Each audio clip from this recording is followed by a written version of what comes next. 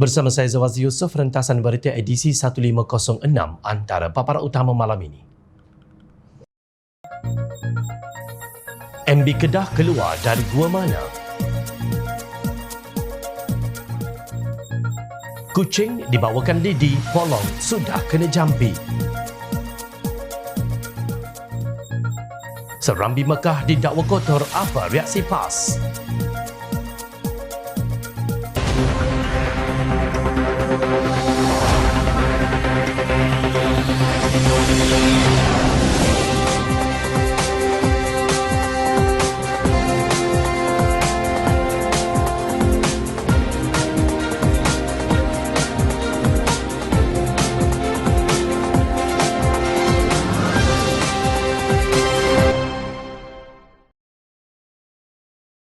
Assalamualaikum dan salam sejahtera.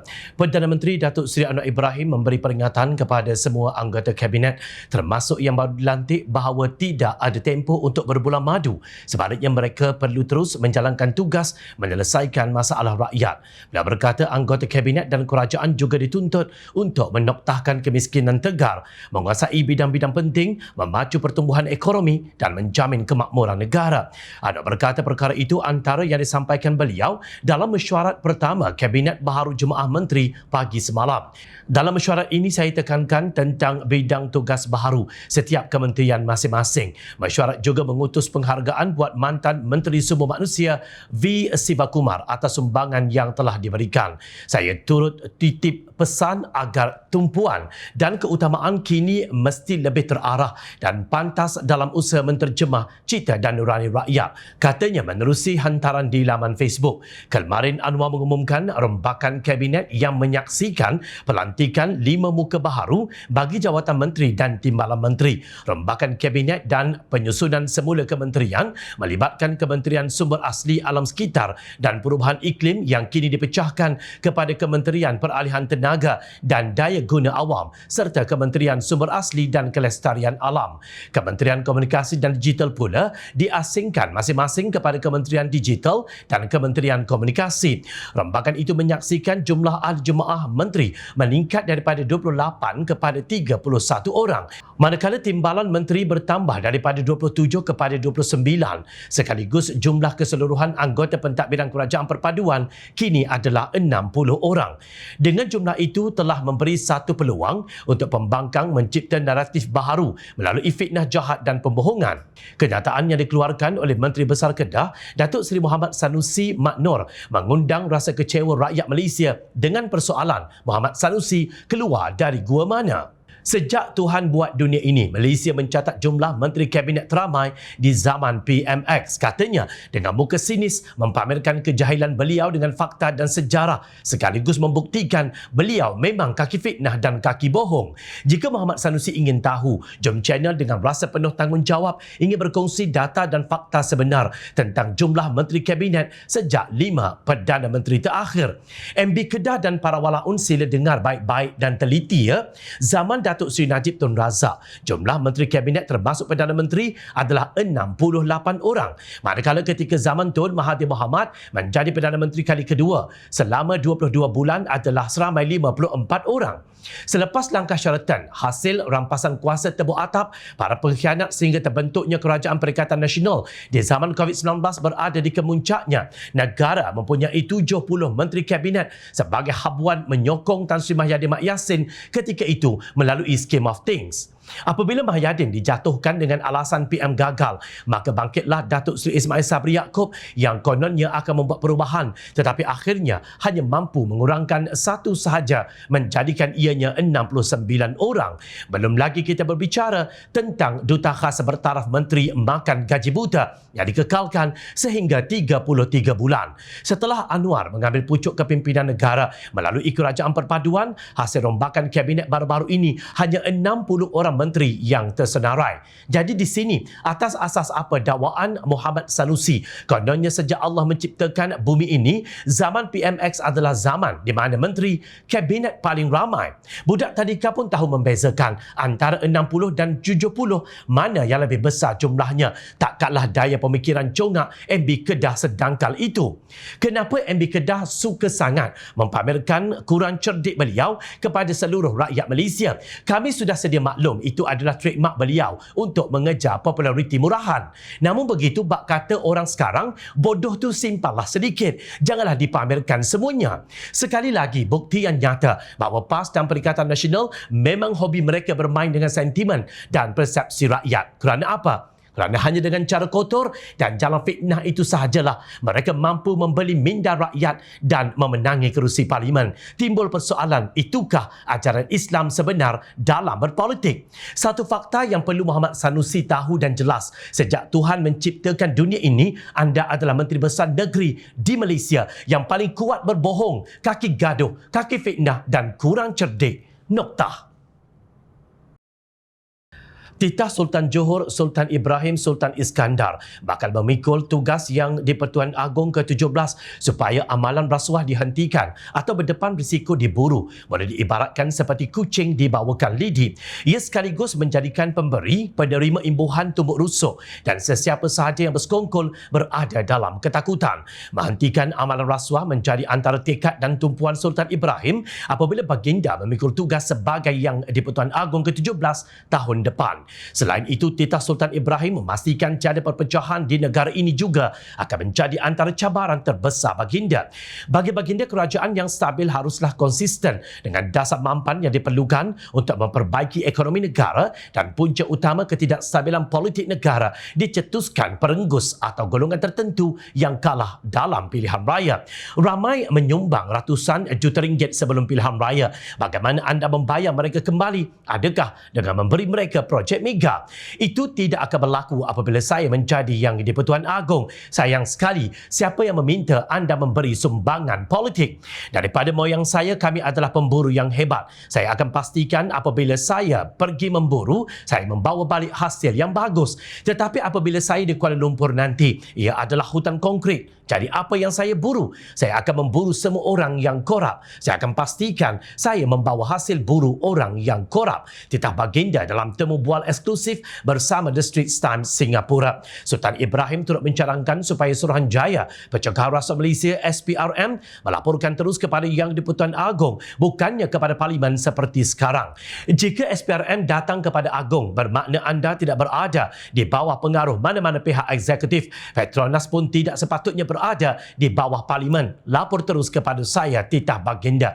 Sultan Ibrahim turut mencadangkan supaya pelantikan kehakiman mesti diasingkan daripada badan eksekutif bagi memastikan badan kehakiman negara benar-benar bebas. Hakim dilantik oleh Raja atas nasihat Perdana Menteri selepas panel pelantikan mengesyorkan calon berkenaan. Kami Raja-Raja hanya mendapat senarai itu dari pejabat Perdana Menteri semasa Majlis Raja-Raja bersidang. Mengapa anda tidak menyenaraikan nama-nama calon yang layak kepada kami sebelum anda melantik? Kami Raja-Raja bukan rubber stamp. Titah baginda. Pada 27 Oktober lalu, Sultan Johor Sultan Ibrahim Sultan Iskandar dilantik sebagai Yang di-Pertuan Agong ke-17. Penyimpan Mahkota Besar Raja-Raja Tan Sri Syed Daniel Syed Ahmad dilaporkan berkata pelantikan baginda selama 5 tahun itu berkuat kuasa 31 Januari 2024. Majlis Raja-Raja juga bersetuju mengisytiharkan Sultan Perak Sultan Nazrin Muizzuddin Shah sebagai timbalan Yang di-Pertuan Agong selama 5 tahun mulai dari tarikh yang sama.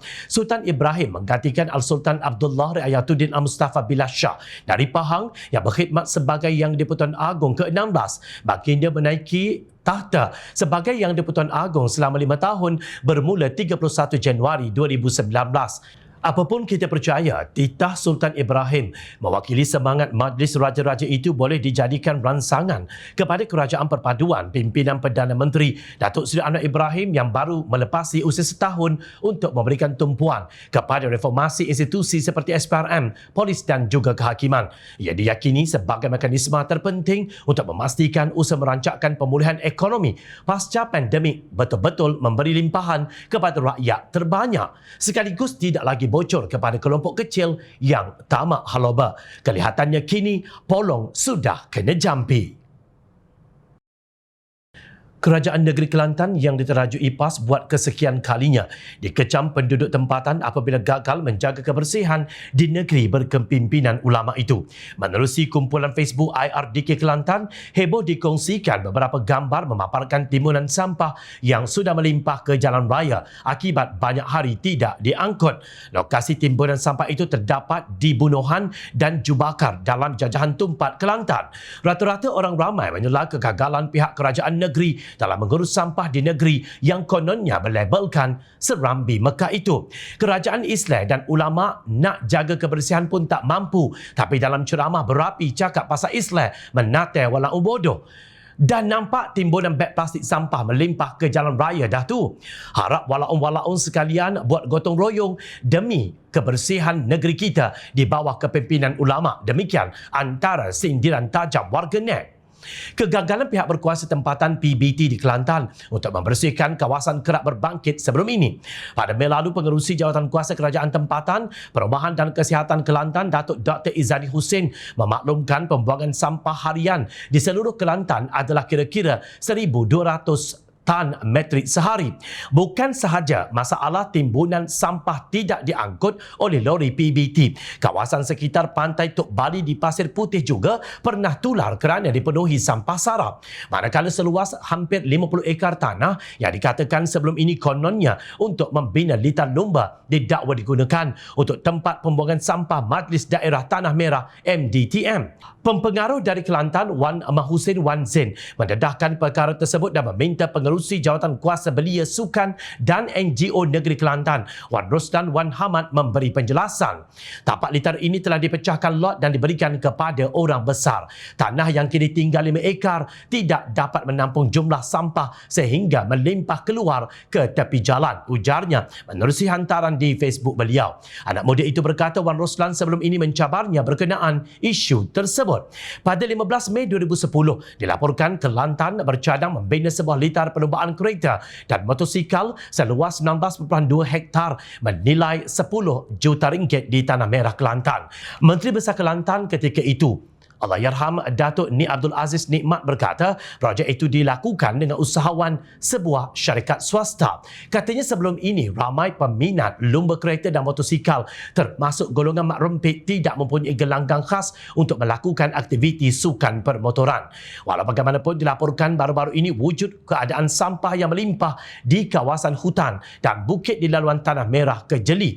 Apa reaksi Kerajaan Negeri Kelantan tentang isu memalukan ini, di mana perginya asas utama Islam tentang kebersihan jika Islam yang dilabelkan pada wajah parti yang memerintah negeri itu? Perlu diingat, wahai pemimpin ulama di Kelantan, ilmu fikih Islami dalam Islam tidak menyentuh isu ibadah kecuali setelah memahamkan umat Islam tentang kebersihan terlebih dahulu. Bagaimana mungkin seseorang individu Muslim itu akan mencapai kesempurnaan dalam ibadah jika asas kebersihan bab taharah pun belum mampu difahami?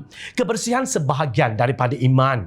Namun ke mana perginya nilai itu apabila negeri yang ditadbir Melayu Islam dilabel sebagai kotor dan menjijikkan? Usah bicara tentang negara dan kemajuan jika isu air berkarat, jenayah dan kebersihan pun masih belum mampu diselesaikan. Beginilah padahnya jika mereka yang dilantik mengurus negeri sibuk berbicara tentang kereta apa yang wajar dipakai, banyak mana bonus yang akan diterima ketika hari raya dan banyak mana kenaikan allowance untuk para eskonya. Tak tumbuh tak melata, tak sungguh rakyat tak kata. Ingat, rakyat sentiasa memerhati.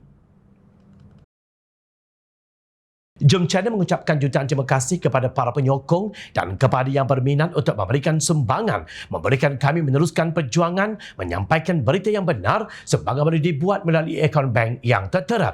Seluruh rakyat kami sampaikan demi negara tercinta. Terima kasih yang tidak terhingga. Saya Zawazi Yusof. Assalamualaikum. Salam sejahtera. Jumpa lagi.